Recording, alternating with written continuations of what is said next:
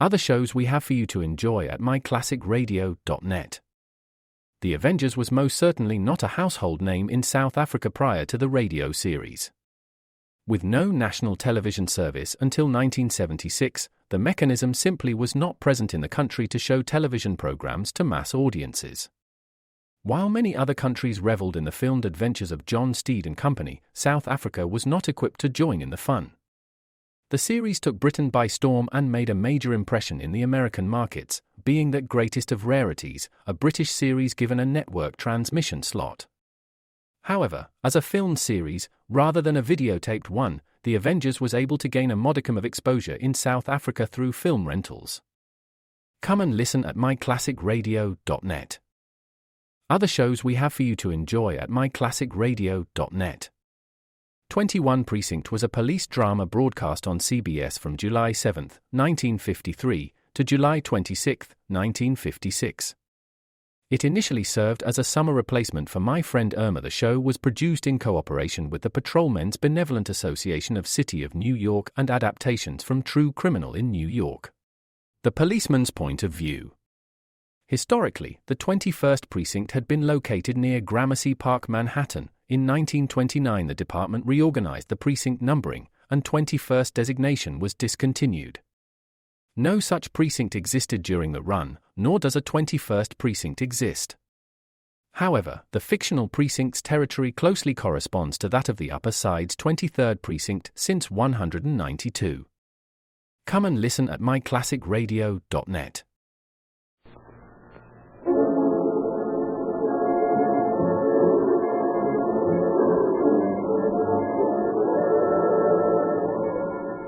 Calling All Cars, a copyrighted program created by the Rio Grande Oil Company. Los Angeles Police calling all cars, attention all cars, broadcast 126. Regarding the body of a murdered woman found in a vacant house on Arlington Street. That's all. Rosenthal.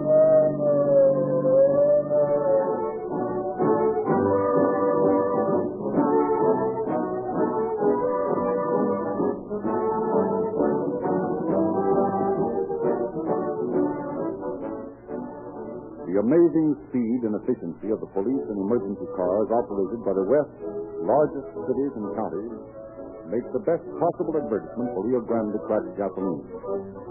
Whenever you hear the squeak of a siren, when police cars whiz past you with motors racing at top speed, you can't help but think, there goes Rio Grande cracked gasoline.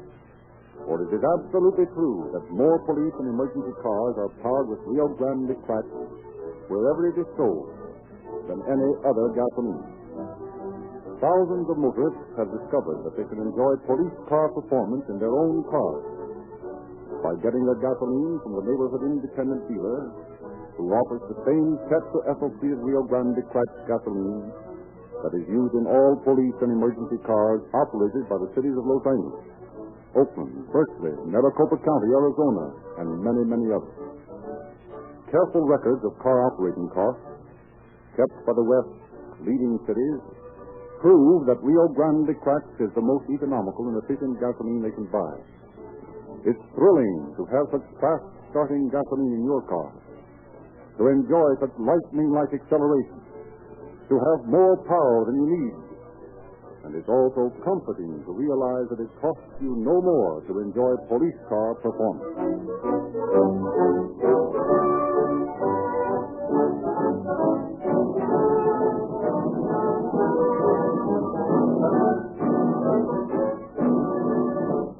Chief Davis of the Los Angeles Police Department is unable to be here this evening, but he has sent us the following message. Well, Chief Davis has just come in the studio. Chief Davis, you're right on cue. You want to read from my copy? Good evening, friends. Fingerprints have so long been associated with police and criminals that the average citizen feels that he would be disgraced if he were confined in jail, where his fingerprints to be taken and filed as a matter of record. This is a false attitude, and civic organizations all over the country are working to break it down. If every citizen in the country were to be fingerprinted, the work of the police would be much easier. I do not say this to infer that in the eyes of the police, every citizen is a potential criminal. Far from it. But universal fingerprinting has its serviceable aspects in many walks of life. It serves as a positive identification. It avoids many unfortunate mistakes. It is unimpeachable proof of identity. In the case you are about to hear, our work would have been much simpler in solving a baffling murder. If the victim had been fingerprinted, we would have had the murderer before he had a chance to get away. Fingerprinting does not imply a criminal stigma. It is a protection for every citizen.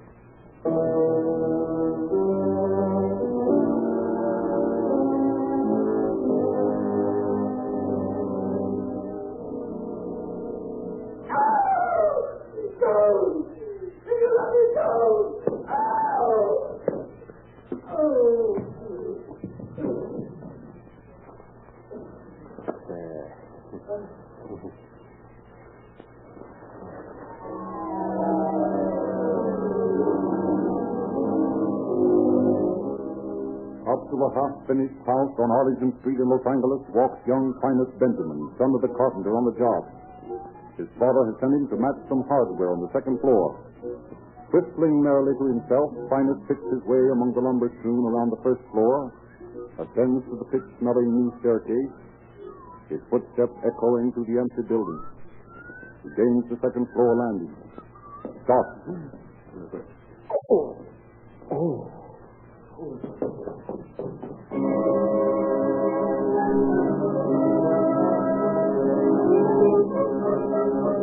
Police, summoned by the horror-stricken youth, quickly drive out to the Arlington house, meet the young man and his father. Slowly mount the empty, unpainted stair. Stop, thickened at the top. She's lying on her face. Turn her over, Wenzel. Yes, sir. Look, Lieutenant. The legs are burned and there's burned paper all around her. Tried to cover up the murder, I guess. Here you are, sir. It's possible to make out those features. Flashed beyond recognition. What's this, sir? What's that? Neck of a beer bottle. Cap still on it. There are blood-stained pieces of the broken glass all around the hallway here. Yep. The murderer must have beaten her over the head with this beer bottle. I have never seen anything more brutal. If that paper had burned, the whole house would have gone up and there wouldn't have been a trace of the body. Which is just what the murderer planned. But why didn't the paper burn? Well, you see, it's asbestos paper. We use it in building because it's fireproof. Have you any idea who this woman is? No, sir, I haven't. Who are you building this house for? A finance company. I haven't seen anybody around the place recently. No, sir. You see, we've been working on another job for the last few days. There hasn't been anybody around here. Well, our first task is to get an identification of the victim. Better phone the morgue to take her in, Wenzel. Yes, sir.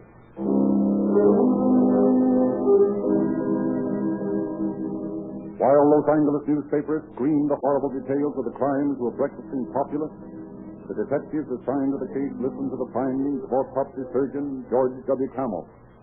I find, gentlemen, from the condition of the corpse, that the victim had been dead about 48 hours. That would place the murder sometime on May 7th. Precisely. What caused her death? Fracture of the skull. She'd been struck 3 times by heavy glass objects, which broke on the 3rd blow. The murderer will undoubtedly have cuts on his hands from the broken bottle. His hands? How are you so certain that it was a man, Doctor? In my opinion, it would have taken a very giant of a woman to have delivered such a deathly blow. I see.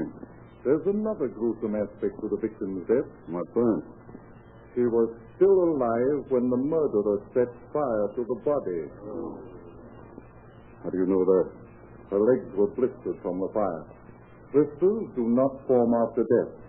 I believe she had lived for 3 or 4 hours after the attack. Anything else, Doctor? Nothing, except that the autopsy shows that this was really a double murder. I see. Thank you very much, Doctor. Not at all. Good day, gentlemen. Good day. Well, boys, here's the setup. We've got a brutal murder, a mutilated corpse, and not a single clue. No fingerprints on the murder weapon. No laundry or cleaning marks on the clothes, excepting a Marshall Fields label in the coat. Before we can get very far with catching the murderer, we've got to identify the victim. Any suggestions? Well, the papers are playing the story for all it will take. We'd better have them print a full description of the woman as well as pictures of her clothes. That's a report for missing persons and all that. That's a good idea, Jarvis. We'll send the same information to Chicago police on the hunch that label in her coat means she came from Chicago. As soon as the story's printed, we'll be swamped with tips and clues. Most of them, maybe all of them, will be phony. But I don't want you boys to overlook a single one of them. It's going to mean long hours and hard work. But you must not fail. Right.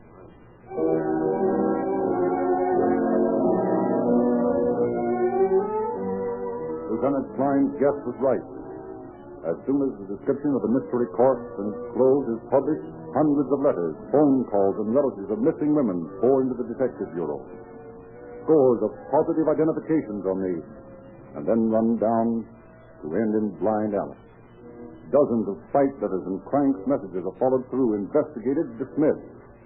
The detectives work from early morning until long after midnight, sifting the plethora of rumors, tips, false clues. And daily the mystery deepens. The identification of the mangled corpse becomes less likely. A fruitless week goes by, and then the officers return to their original clues. Let's look at the clothes again, even though there were no identification marks on them. Take these shoes, for instance. Notice anything peculiar about them? No. Just another pair of brown shoes. Yes. But look here. These shoes have had new heels put on them recently. If we could find a shoemaker who did that work, it might give us a lead. Yes, it might, but good Lord, man, think of how many hundred shoemakers there are in Los Angeles. It makes no difference. We've got to check them all. Okay. And look at this hat. It's unusual enough so that it ought to be recognized by the person who sold it. Yeah, but the picture of the hat's already been around in all the papers. Yes, but pictures don't show color. And look at the color of this hat. Bright blue, with cream-colored feathers on either side.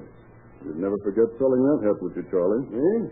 I wouldn't sell it. I'd throw it away. Well, we've got to canvass every millinery store in town and see if we can trace our victim through a hat. You take as many men as you need for the cobblers, and I'll work the milliners. Okay, Herman. Best of luck. I'll need it, and so will you.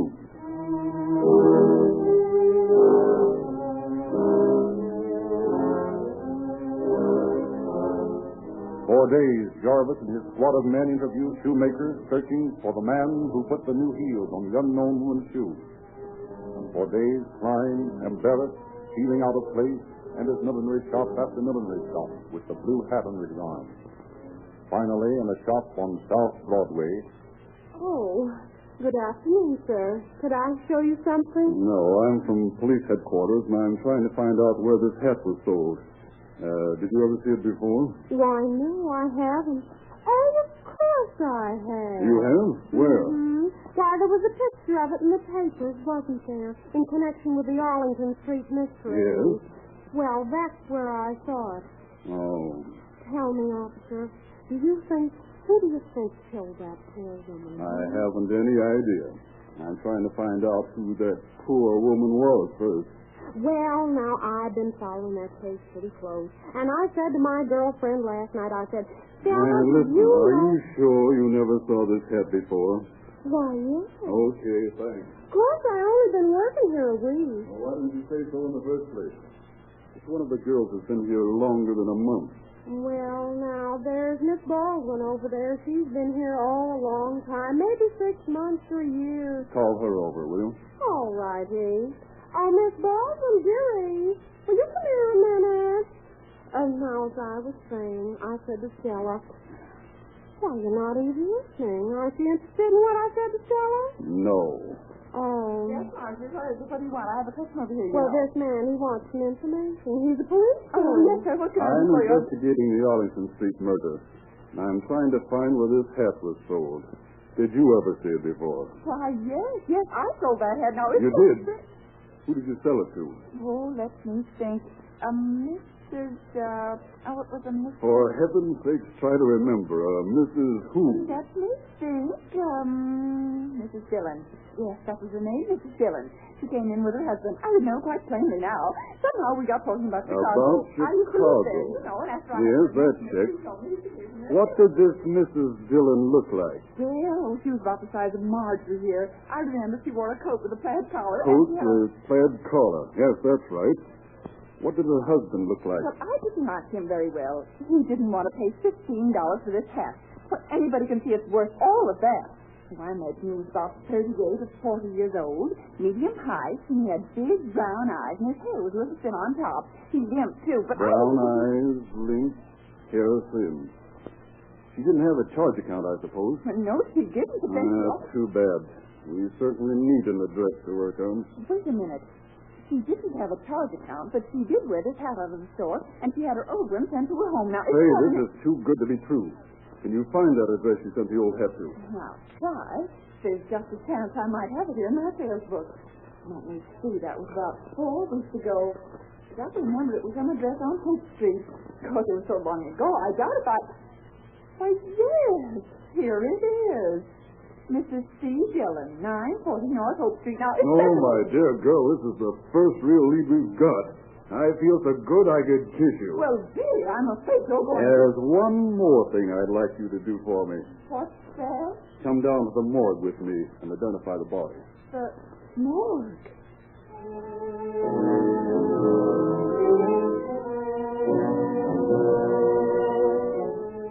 At the morgue, Miss Baldwin positively identifies the body of the woman she knew as Mrs. Dillon.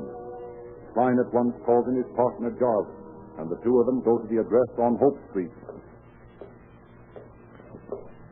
Here's 940. Yeah, it's like a rooming house. It is.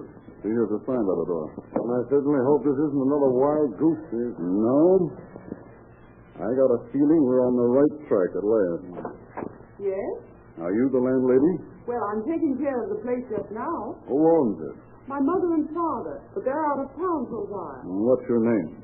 Why do you ask? Who are you? Police officers. We're investigating a case. Oh, I see. Won't you come inside? Thank you. Have a seat, please. Thanks. Now, what's your name? Inez Thompson. Miss Thompson, did a Mr. and Mrs. C. Dillon rent rooms here recently? Yes, they did. When? Well, let me look at the register here. It came in on April 27th. They still here? Oh, no, they left a couple of weeks ago. On what date to be exact? On May 7th. May 7th. That's the date of the murder. Murder? Yes, we're investigating the Arlington Street mystery. But you don't think of Mr. and Mrs. Dillon? We don't think anything. We're just trying to find out. Did Mr. and Mrs. Dillon check out together? Well, that was a little strange. I was out on the night they left. I went downtown with my beau and didn't get home until 10 o'clock. When I got back, I noticed that the Dillon's door was open and that their baggage was gone. But they'd left the money for the room rent on a table. Did they leave any note? No, just the money. Didn't it occur to you that their departure was rather abrupt? No, I didn't think anything about it. Mrs. Dillon had told me that they were just out here from Chicago and they were looking for a house. They hadn't even taken their trunks out of storage. Did she say where the trunks were? At the depot. She didn't say which one. What did this Mrs. Dillon look like, Miss Thompson? Well, she was about my height, a little stout, had light brown hair and blue eyes. I guess she was about 35. And her husband, what was he like? Well, I only saw him a few times. He was a little older than she was, and he walked with a limp. If my father was here, maybe he could tell us more about him. Where can we get in touch with your father? He's in Washington, D.C., staying at 1052 G Street. We'll get in touch with him right away.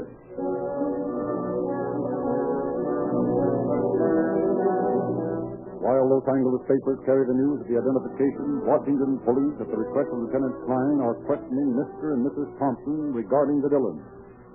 Next day, from the capital, comes the report. Well, Charlie, we didn't get much from the Thompsons. No? What do they say? Merely that Dillon had told them that he had lived in Chicago. Yeah, you already know that. What else? That he was once an intern. Yeah, it looks like we'll have to have some more help from the public. Right. I'll have the papers carry a story requesting information about a man named Dillon from Chicago. I hope the papers are more help than they were in the identification of the body. In the meantime, you cover the railway station for those trunks he was supposed to have checked.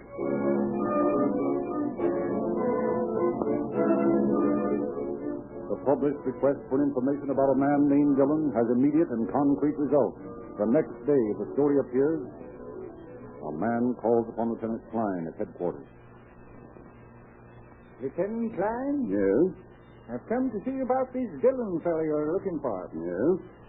On April 30th, I showed Mr. and Mrs. Dillon a house that was renting out in Glendale. You did?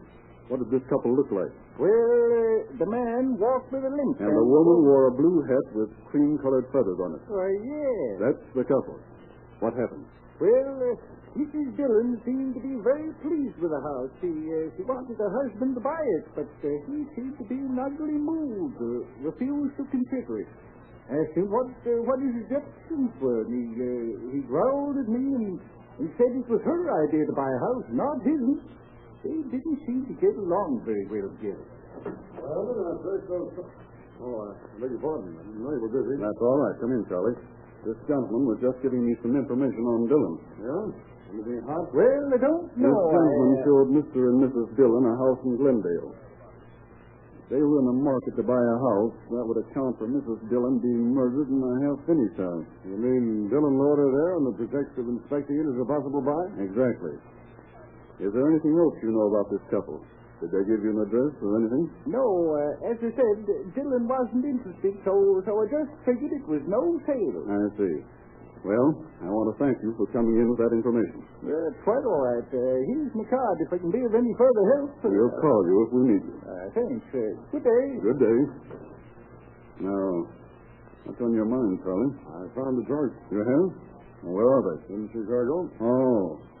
You've been to Chicago since lunch, huh? Oh, stop kidding. Listen, I traced them in Chicago, see? Oh. They arrived from Chicago on April 21st on Dillon's ticket, and the checks number 61514 and 5. They weren't claimed until 6 o'clock on May 7th. May 7th again. No doubt that was the date he killed her. Yeah.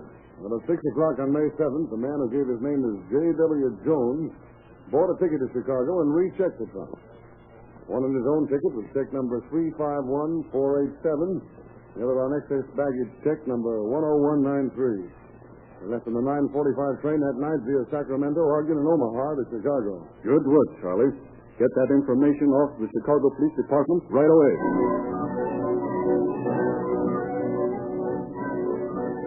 Upon receipt of the Los Angeles officer's information regarding the trunk check, the Chicago police immediately sets to work on the clues. Captain of Detectives Houghton places the trunks in the baggage room of the depot to the residence of C.C. Dillon at 5420 Evanston Avenue, Chicago. A faded little woman answers the door when Captain Houghton arrives at the house. Yes? Is this the residence of C.C. Dillon? Yes. Is Mr. Dillon at home? No, I'm Mrs. Dillon. What can I do for you? You're Mrs. Dillon. Oh, yes. What's so surprising about that? Nothing. How long have you been married? I don't see why I should answer such questions to a perfect stranger. I'm from police headquarters, and I'm making an important investigation. It would be wiser to answer my questions. Police headquarters? Well, what's the matter? Nothing to get excited about. I just want to ask you some questions. May I come in? Well, all right. I'm sure I have nothing to hide. I suppose you may as well sit down. Thanks. Now, Mrs. Dillon, how long have you been married? 10 years. You've been married to Mr. Dillon 10 years? Yes. Mr. Dillon just returned from California, didn't he? Yes. What was he doing out there? He was, on a business trip. He brought some trunks back with him, didn't he? Yes. I'd like to look in those trunks. Well, I don't see why I should let you. It would be better, Mrs. Dillon. If you have nothing to hide, then everything will be all right. But they're my husband's trunks. There's nothing in them that would interest you. Perhaps I am the best judge of that. Where are the trunks? In the hall here. They're not even unpacked yet. Oh, I see. Have you got a key? I think they're unlocked. So they are.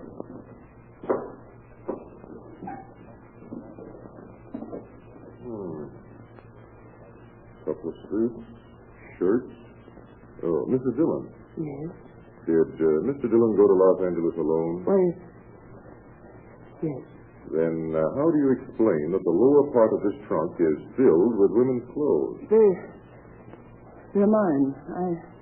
I was going to join him out there. These shoes yours? Yes. Mind trying them on? Oh, there's no use pretending. Those shoes aren't mine. That size is too big. That's what I thought. Whose shoes are they? They belong to a servant girl named Minnie Quinn. My husband left me for her. He took her to California with him. What happened to her? He came back alone, didn't he? Yes. He said he couldn't go through with it. He gave us some money and got her a job in Los Angeles. Then he came back to me and the children. He was sorry. He apologized and I forgave him. But I'm so ashamed. Where is your husband now, Mrs. Dillon? He's out looking for a job. I don't know when he'll be home. I think I'll wait for him, if you don't mind.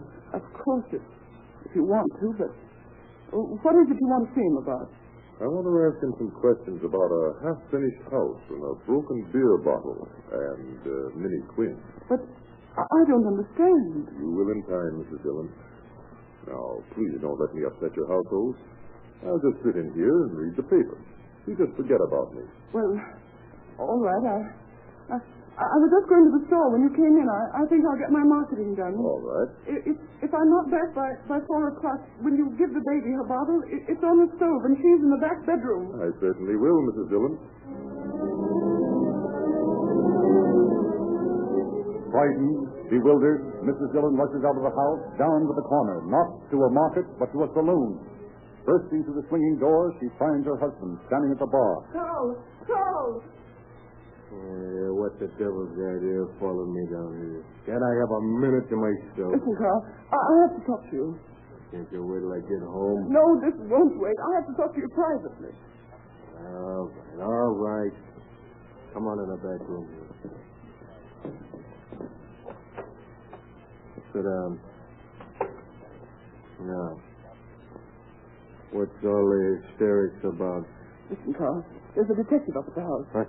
Yes. He asked about your trunks. Made me show them to him. Are you fool? I couldn't help it. Oh, Carl, what have you done? What have I done? He's waiting up there for you to come. He says he wants to talk to you. What do you want to talk to me about? He said he wanted to talk to you about a half-finished house.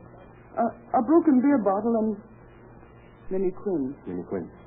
He knows about Minnie Quinn? Yes. And a half-finished house. And a broken beer bottle. Yes, Carl. Oh, what's it all mean? What's he talking about? It means I got to get out of here. I got to make myself scarce. You better go up and talk to the man, Carl. Hey, not me. Not on your life. I'm going away. Where? I don't know. Somewhere. Any place. I don't want to stand a detective. I've done nothing to say to the police. I'm going to stay away from them. Carl, come back. Come back.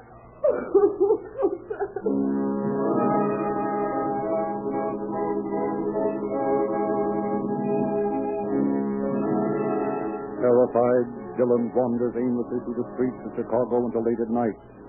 Then he boards an urban car, and a little later finds himself in Evanston, Illinois. Linking along in the shadows through dark alleys, he finally arrives at the tracks of the Northwestern Railway. For a half hour, he stands fascinated at the faint reflections of the signal lights from the highly polished rails. Then, from a great distance, comes the whistle of the Chicago Limited. Dillon tenses, his throat dry, his hands moist with the sweat of fear. That distant whistle is his summons. Horror roots him to the spot. Fear sends sharp, hot pains through him. Nearer and nearer, the increasing roar of the approaching Limited. The throb of his destiny. The reflection of the red signal light on the rails becomes the face of Minnie Quinn, leering at him, mocking him. And then the Limited swings around the curve for the straightaway. And the huge headlight of the locomotive blocks Minnie Quinn's dancing face from the rails. And instead, his relentless roar bursts into Dillon's brain, forms words, screams.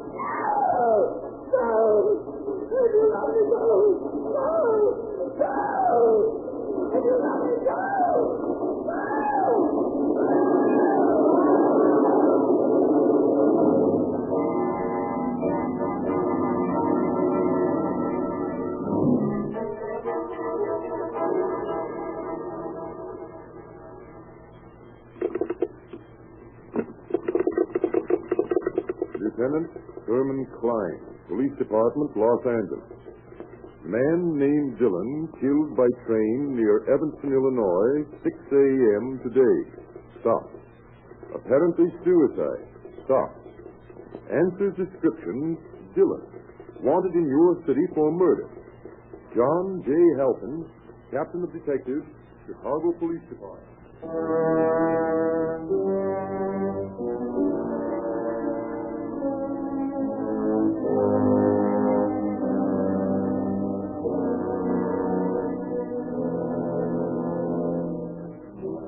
For further information about the true police cases dramatized on these broadcasts, we refer you to the Calling All Cars News, a fascinating illustrated publication given away free wherever Rio Grande cracked gasoline is sold.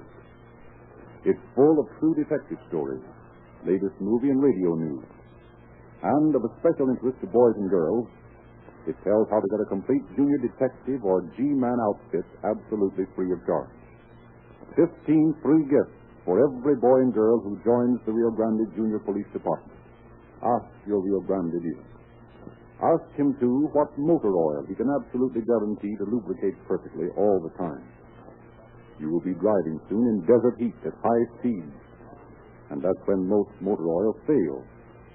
That's why your Rio Grande dealer so enthusiastically recommends Sinclair motor oil. At last he can offer his customers an internationally famous canned motor oil as low as 25 cents and 30 cents a quart. An oil that is absolutely pure because all useless wax and jelly-like filler are removed. It is this waste material in ordinary motor oil that makes it break down at high speeds and in hot weather. Sinclair motor oils are guaranteed to give perfect lubrication. And every Rio Grande dealer knows how to scientifically determine the correct oil and lubricant for every moving part of your car. You can't go wrong if you use Sinclair motor oil. And the same gasoline so many police prefer, Rio Grande cracked.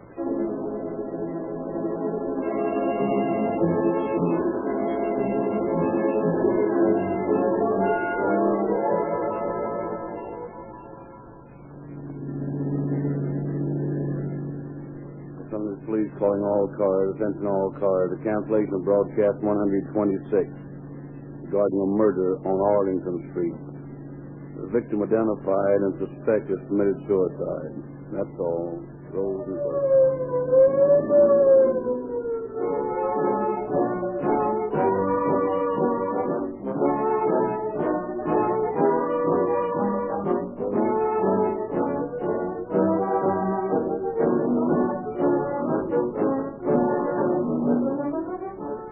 Narrator Frederick Lindsley bidding you good night for the Rio Grande Oil Company.